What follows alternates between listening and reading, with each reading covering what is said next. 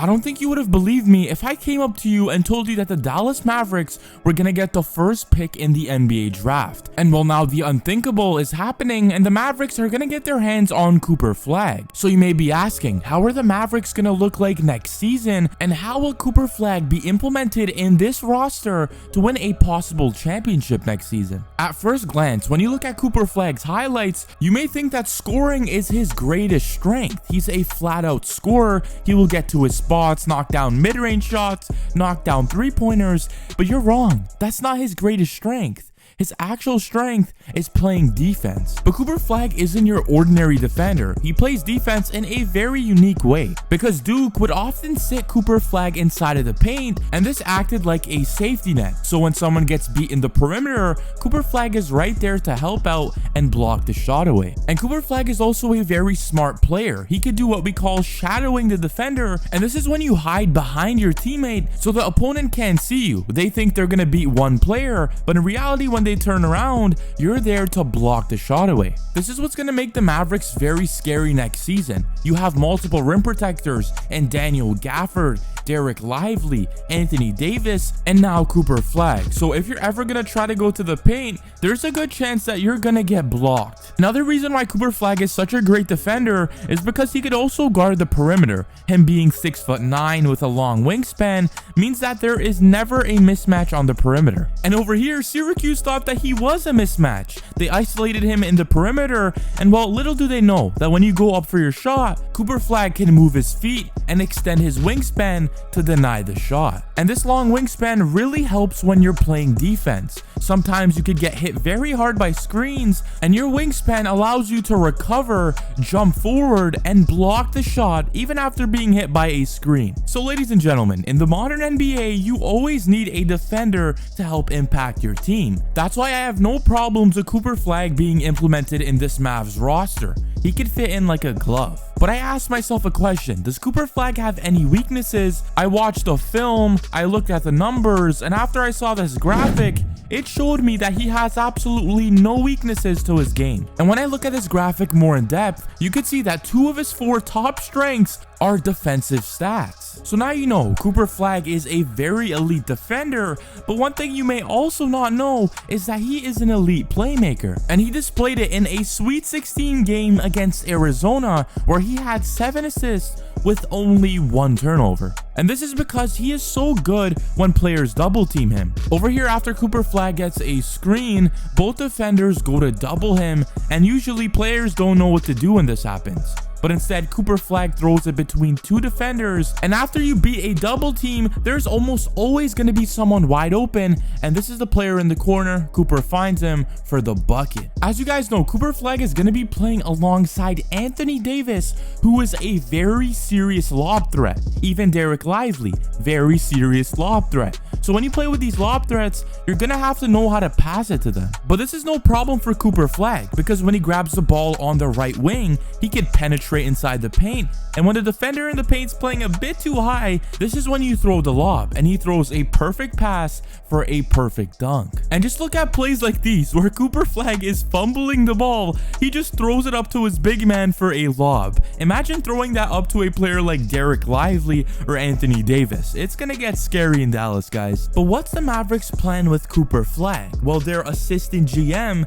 gave us an inside scoop on how they're gonna plan on developing Cooper. Like before this draft lottery, that we had a good enough team to win the championship. Now we get the chance to add the #1 pick to this. So we're ecstatic for that, but it's business as usual for us, and whoever we get, which the kid from Duke, as you've mentioned, right? You're bringing in someone that's won everywhere he's been, who's played above his age everywhere he's been, who's gonna walk in and be ready to go. And whatever that role will be, we see it as more of another thing. We get to bring these guys, the 21-year-olds, the 22-year-olds that we have on this roster around slowly through the veterans that we have on this team. So when those guys are done playing, I think it'll be way more than 3 years. I'm hoping it's 5, 6, 7 years when they decide to hang it up, some of our older veterans. But when they're done, they're passing the torch, and they've shown these guys how to become NBA champions, how to win.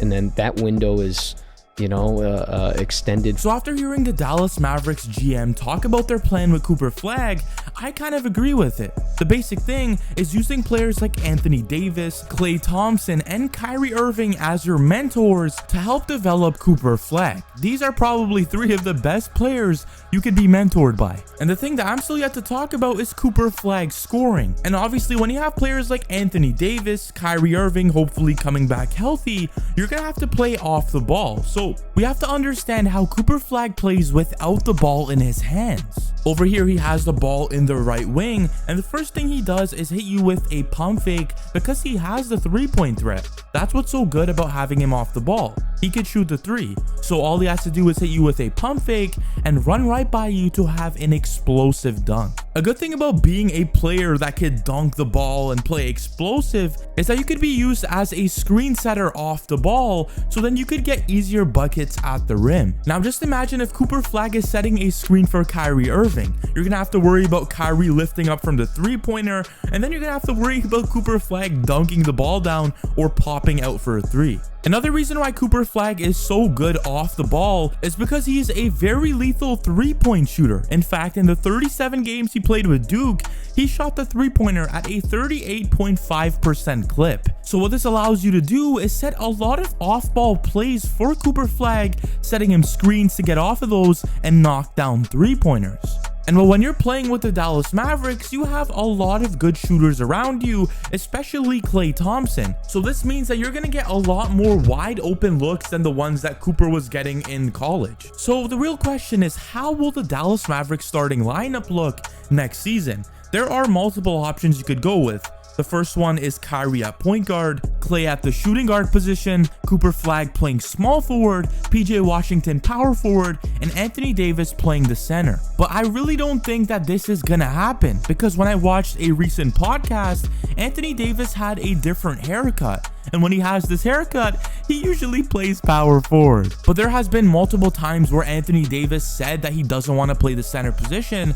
So knowing this, I think that they play Kyrie Irving at point guard, Klay Thompson at shooting guard, Cooper Flagg at small forward, Anthony Davis at power forward, and Derek Lively playing the center position, so we could finally blossom and get way more minutes as a starter. This is why the Mavericks are so scary. You're gonna have a player like PJ Washington, who is a starting caliber player, coming off your bench. And now you have a player like Cooper Flagg, who is so young. And there was a quote that was very interesting to me. They said that Cooper Flagg isn't quite at the Victor Wembanyama level, but he belongs in the Anthony Davis tier. And well, it isn't so bad being in the Anthony Davis tier. If you guys enjoyed this video and wanted to get out to many more people, make sure you hit that like and subscribe, because one like is one person who believes in Cooper Flagg. That's all for me. I'll catch you guys in the next one.